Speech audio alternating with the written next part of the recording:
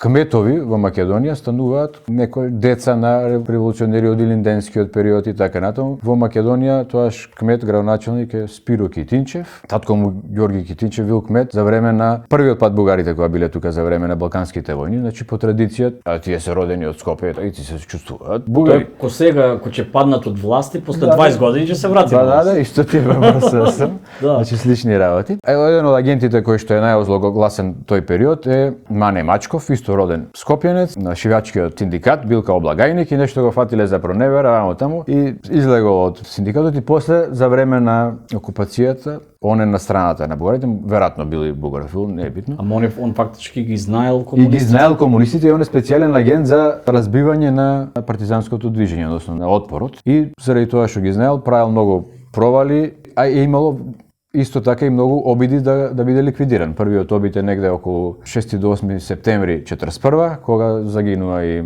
Благој Деспотовски Шовелј, кој ќе биде извршител на убиството кога е успешен атентатот на Мане Мачков 1942 и се случува после мачењето на Цветан Димов и на некој начин убиството на Цветан Димов во затворот тука во Скопје, кај што бил измачуван и испрашуван од Мане Мачков. Обесен е Перонаков како организатор на тој атентат.